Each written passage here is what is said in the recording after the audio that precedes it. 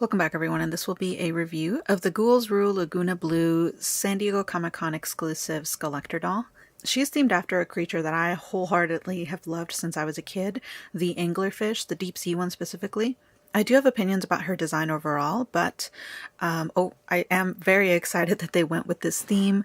I've never been a fan of Lagoona per se. Like, I just never cared for her character too much. She is a cool character, but you know, personally, I've never wanted any of her dolls. This is the first time I've really went after a Lagoona doll, so new for me.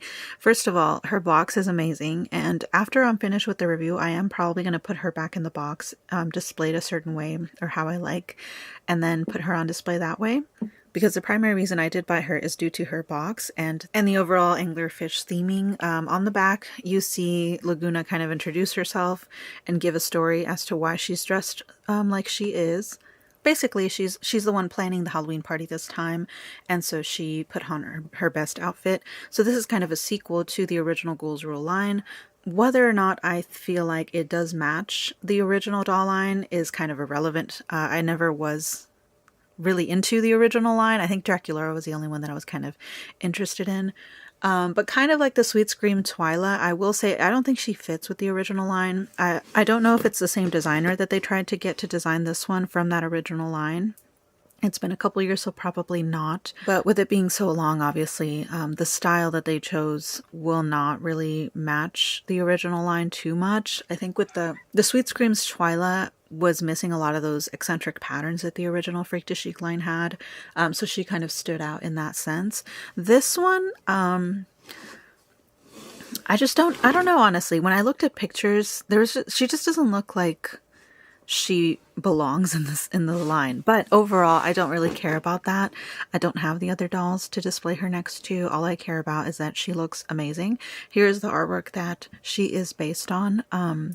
I get what they were going for.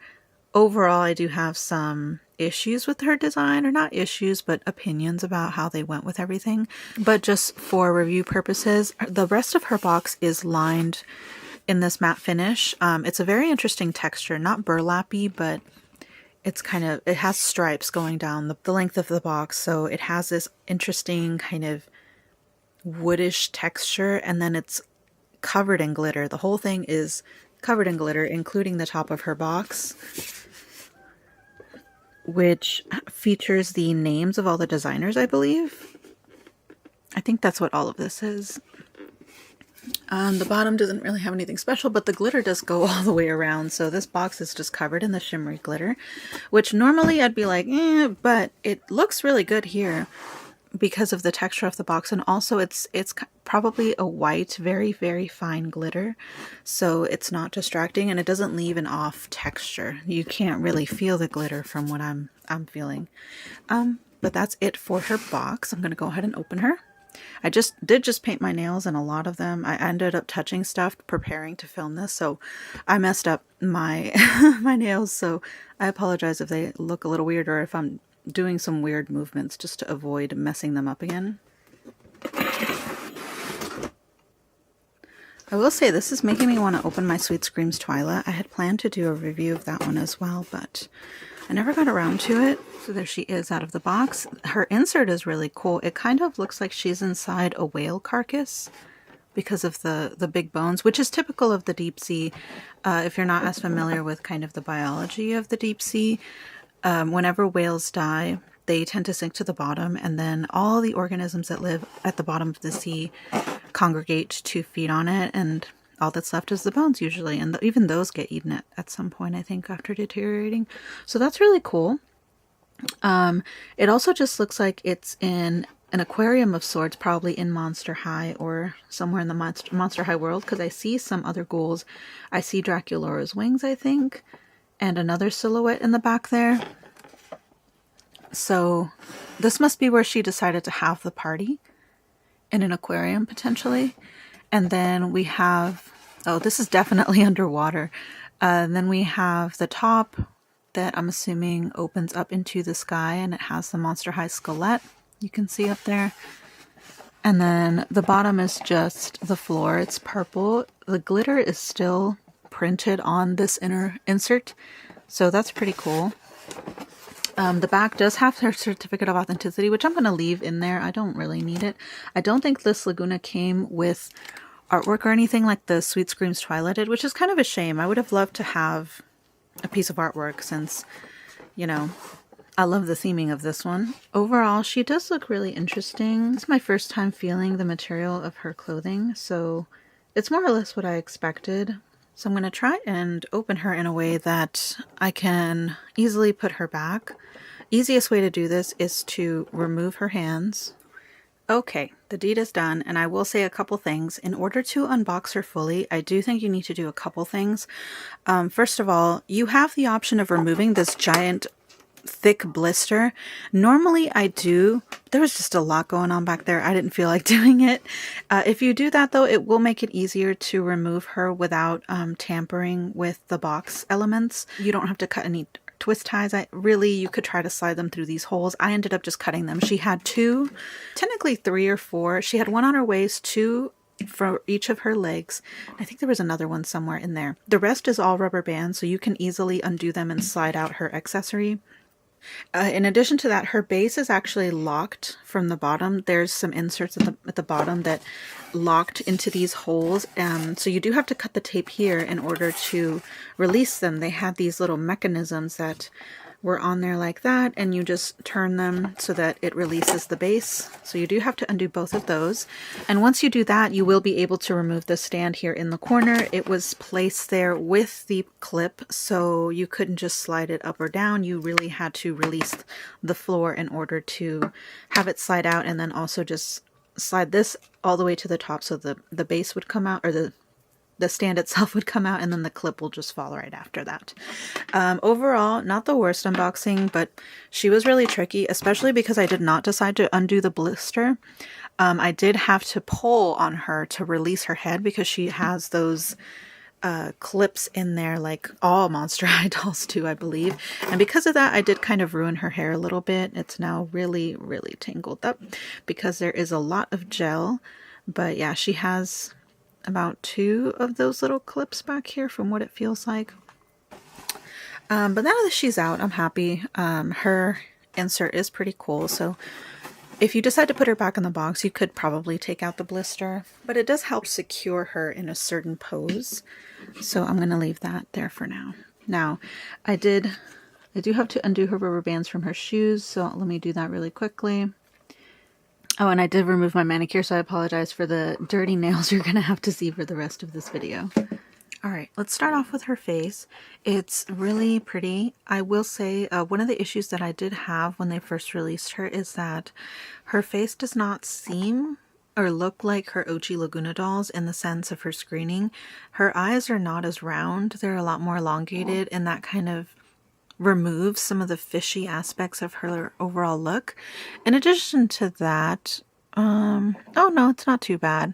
I was gonna say under the right lighting you can kind of see where they added the pupils over the eyeliner and her eyelashes, that paint, so it kind of looks a little off when you look at it a certain way. But other than that, it's not terrible. She has this purple eyeshadow and blushing makeup with some metallic scales all over her face. They look really pretty. In addition to that, she has this pale teal metallic lipstick. Outside of those issues that I mentioned, her face does look really pretty, and I do like it, although I do wish, again, her face looked a little more like Lagoona. Mine does have this kind of yellow spot on her face. I'll have to figure out if I can remove that later. It's not too big of a deal for me.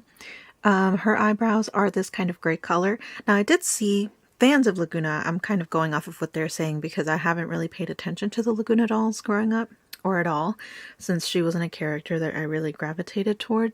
But I did see it mentioned from fans that her eyes are actually a different color, and her eyebrows as well. They're bluer when usually they're purple, which I found really interesting, and I have a theory as to why that is that I'll mention later.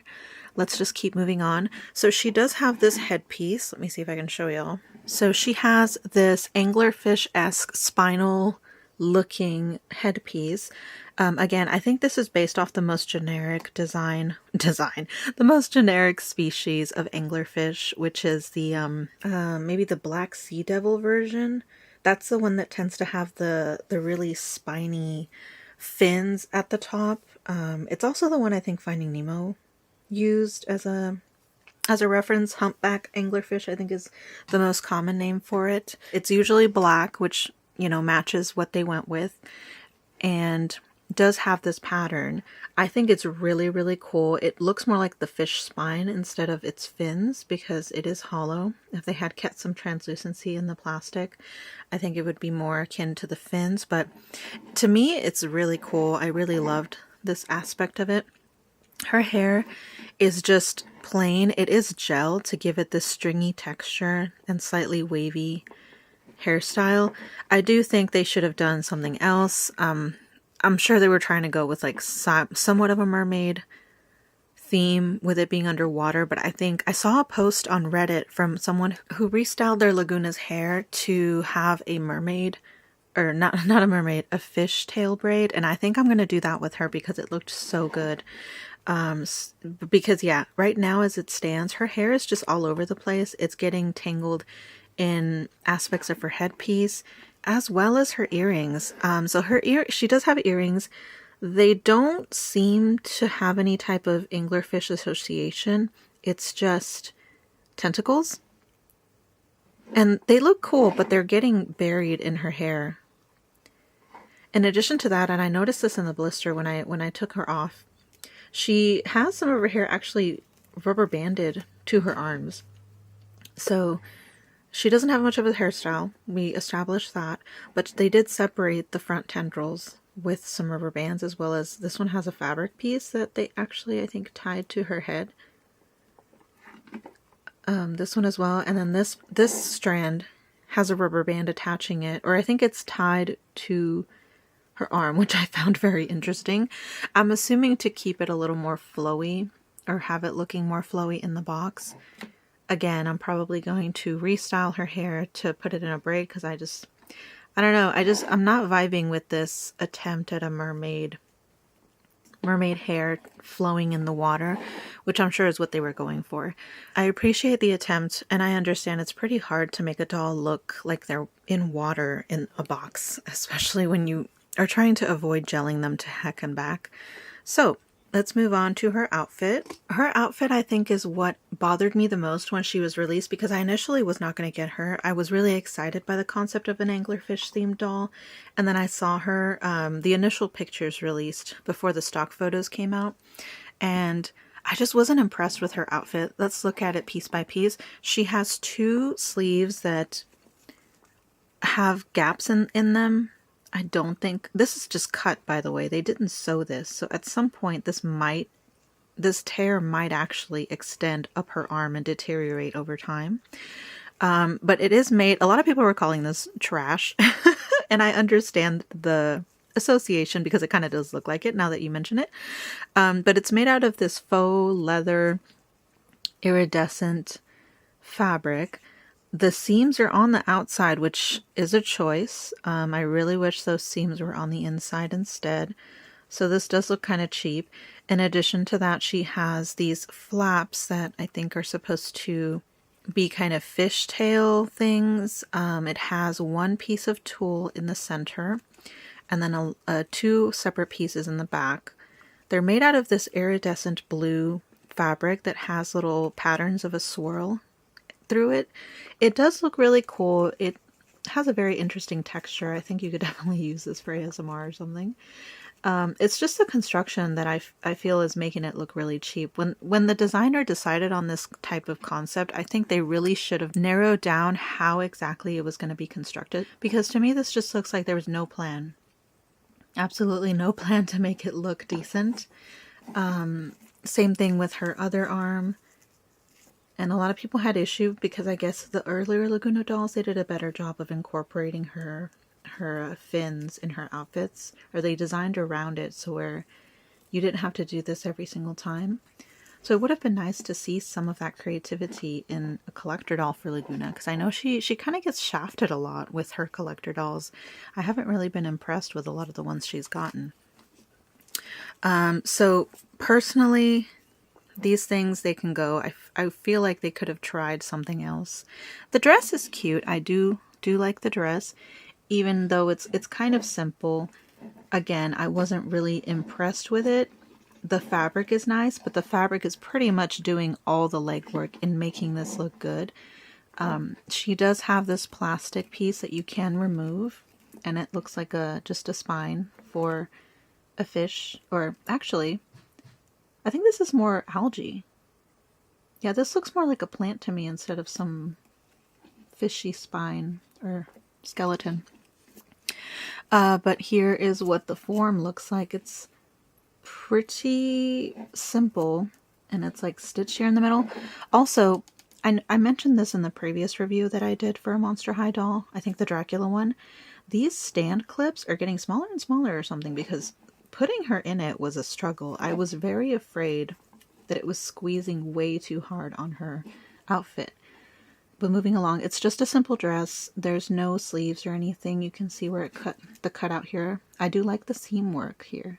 Looks very well stitched to keep this fabric in place. Again, it doesn't have any type of belt or anything. They're really allowing this to do all the work.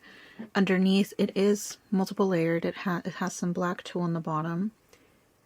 And that's pretty much it. And then I think, yeah, there's like a bodysuit, elasticated bodysuit at the bottom, which is attached to the dress. And the dress does Velcro in the back. So pretty simple, same material as the sleeves. It does look cute, but it just lacks any real interesting aspects. I don't even know what the point of this tulle underneath was. You can't see it. It doesn't really add anything to the outfit. Maybe if they had, what's that technique called? When you sew it, fold it into itself in layers, like this is doing right now. If they had folded it like that, it may have added some volume to it. And you would be able to see it underneath these pieces, but I don't know. It is cut at the bottom in this scalloped pattern, which does look pretty. Like I keep saying, the fabric itself is really pretty. They just didn't do much with it. They're allowing the fabric to do most of the work with this design, and it's just kind of unimpressive to me. She is cute in it, but, you know, I'm not impressed with the designer's decisions, or at least whoever is in charge of converting the doll design into the doll itself and, you know, figuring out how that's going to work. But let's move on to her shoes. So this is the part that was very decisive for a lot of people. She does have stockings, and I think I've seen other people undo her shoes, and they are full stockings. The boots themselves are very loose and in that style of baggy boot. They do have cutouts, and thankfully the cutouts are seamed for her very big leg wings or fins. These were leaked a while back because I don't think this is what they originally look like. They do pop out quite a bit. You can kind of see there's a significant gap. And I don't know if that's just because the boot is in the way or what. I'll have to mess with that. But yeah, there's a big gap in between her leg and these fins. They do look pretty. I don't know if they really match the anglerfish aspect she's got going on though. I'm getting a lot of different themes and it's kind of confusing. But the boot fabric looks cool. I don't know how long it's going to last since it is pleather, but it's very, you know, oil slick-ish. It has that iridescence as oil. And then they are attached. Well, actually, I don't know. Let me see. Are these attached? I think they are. I was wondering if you could remove the anglerfish part and just keep the boots like that. But they are glued to the anglerfish portion. Which I do think is cool. This is really the main reason that I ended up deciding to get her. Because I love this anglerfish bottom of her shoe. It's really cool. And it's the fish, you know, on the back of her boot. Amazing. The bottom is nothing special. Just some scales. And some, the bottom of the fish, really. Yeah, you can kind of see it. That's really cool. I'm going to take her off her base so that we can see it a little better, because that's pretty much all there is to her outfit. There's not much else to talk about. So I'll give my full opinion at the end. So you can just pull the fins out. I do want to see if she has full stockings, so that's pretty cool. So they go up pretty high. It's just because of the boot, it's a little tough to keep them up. And these type of boots in general are a little difficult to put back on the doll. Okay, I would say the hardest part about removing her boots is aligning her stockings with the boot itself, because the stockings do have a cutout for her fins. So you have to make sure that's aligned with the boot in order to put the fins back. So that's it's kind of finicky. Okay, but let's move on to her base. Her base is really cool. I was really happy that they did something with it, because oceanic themes have so much you could work with that it's a shame that they don't, you know, go all out. So the bottom does have the skelet, and I think it's Lagoona's skelet because it has the little fins on the top of the head. And it's this water and octopus shape, like the Kraken's coming out of the ocean. It looks really cool. The stand itself is a regular clear stand, and then the clip, which, like I've been saying, they're really small. I don't know what it is, if they've made them smaller, they're just stiffer, but I keep worrying that I'm gonna rip the clothing on my dolls from it. But the base is really cool. That's the one part I have no criticism for. It's really impressive. Oh, almost forgot. One of the main pieces she comes with is her little mask, because Ghouls Rule, I think, was like a costume party. So everyone had a mask, and Lagoona's is super cool. I mean, look at this thing. It has the anglerfish motif, this kind of royal filigree on the front, and then the anglerfish light or lure. Super cool. And on her, it looks stunning. I just have to make sure she can hold it. Here's a look at her fins as well. She does have the webbed arms, which makes it a little hard for her to hold things, so I'm going to try and fit her. Oh, okay, she can hold it. Oop, okay. It's a little finicky to have her hold it on front of her face. I do wish there was something they could have done to make it to where you don't have to have her hold this. I wonder if all the Ghouls Rule dolls were similar, where they had to hold their mask versus just being able to attach it to their face. So I'll have to mess with that when I end up displaying her, but it does look really cool. I do think the plastic it's made out of, though, is a little cheaper than whatever her headdress is made out of. It just feels a little more translucent and light compared to her actual headpiece. I think it's the same plastic as the chest piece. Okay, I'll just have her hold it like that. All right, and that is it for Lagoona. There really wasn't much to talk about since she's a fairly simple doll, despite her elaborate design. I do have some opinions on just the design decisions for her, though. Just the construction-wise on her outfit, I understand people being decisive with like the really garbage bag looking boots. I think they would have worked had they been a little bit more fitted, and I know that's not the purpose, but I've seen boots like this where they're fitted kind of on the top and then the bottom is baggy. I think that would have worked a little better because, especially in the stock photos, the boots were kind of taking away from the dress. It made her feel really bulky in the bottom, and it ruined her silhouette a little for me. In person, they're not as bad or noticeable, but I do still think they should have fitted them a little better. I appreciate Mattel working with different fabrics and all that, but I really think they should avoid making the fabric be the main thing that's giving the outfit its shape. I get the criticisms regarding her dress. I like the fabric that was used. I kind of like the silhouette of the dress part. I don't like the fins. I just don't like that they didn't do much with them. They just look kind of stupid. Especially because they didn't, you know, cover the seams or anything. It really looks slapped on. I forgave all of this, obviously, since I decided to buy her anyway. But I think my main issue, outside of her screening, I really do wish she had her more fishy, wide, rounder eye look. I think it's just confusing to me, some of these decisions, because it feels like they were trying to mash up a lot of marine themes into one doll, when they decided to go with the anglerfish theme. Initially, we thought her hair was going to be a lot yellower, and then thankfully it turns out in person it wasn't that yellow. But then people noticed that the color of her eyes and her eyebrows were off, and I think the reason for that, especially with the makeup that they chose, it makes me think that they were trying to recreate what happens when items go into the water. Then the deeper it goes, the less light is available. So the colors tend to shift, become bluer, or lose their vibrancy. And I think that's really cool. That's the first thing that came to mind when I noticed, or I read about Lagoona's eyes and her eyebrows being off, is that if she's underwater, then her whole look and all the colors would be a little more muted, a little paler, skewed towards the bluer side. So I thought that part was pretty cool, assuming it was intentional and not just me making up theories. Other than that, I did think it was a little confusing as far as, like I said, these fins, they're reminiscent of fish. Particularly, they remind me more of the tetratails than they do any deep sea fish. You can kind of make the argument that the tail fin on some of the species of anglerfish kind of match this, but they're so frilly, they're so colorful, and they're two pieces.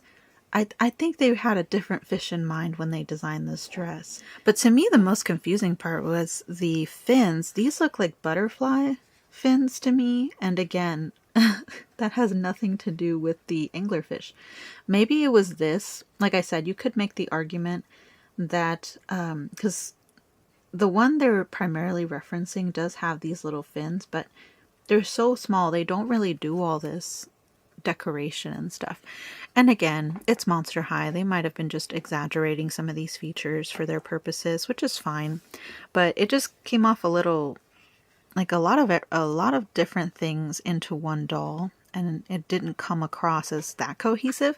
The most cohesive thing about this doll to me is the colors. But in addition to that, she's got like octopus kraken tentacles in aspects of her outfit as well. And I'm just like, okay, so you're clearly anglerfish themed, but you got a lot going on of some other species. So what's going on here?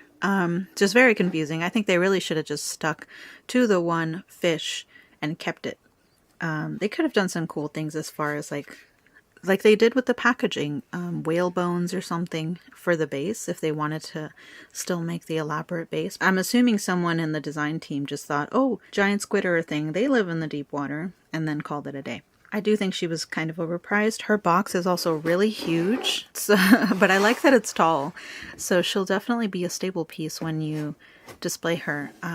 Other than that, I don't really have too much else to say. She's really pretty. I like her still, despite all my, notes that I noticed. She has a lot of detail in her, mainly her sculpted pieces. Her outfit's not much to talk about. If you do like Lagoona, I do think she is worth having in your collection, because she is really pretty. And out of all the collector dolls she's had, I think this is her best, personally. I'm biased, but a lot of her other collector dolls were kind of just eh. This is, I think, one of the ones where they really, really played with a lot of her fishy elements, and it was really nice to see. I did buy her from Mattel Creations, but she is available secondhand for a bit of a markup. It's not too bad right now, I think. Like I said, she wasn't that popular. I don't know if she wasn't as popular or Mattel just made more of her, because she did last on the website for a full day before selling out. So if you're interested in her, I would highly recommend checking the aftermarket right now. I think I paid $90 to $100, and I was seeing $110 on Mercari the other day. So I don't think that's a bad markup if you're interested in purchasing her right now. Definitely check that out, because she is sold out on Mattel Creations, and she was a Mattel Creations exclusive. So if you want her now, I'd highly recommend getting on that. Thank you so much for watching, and I will see you in my next video.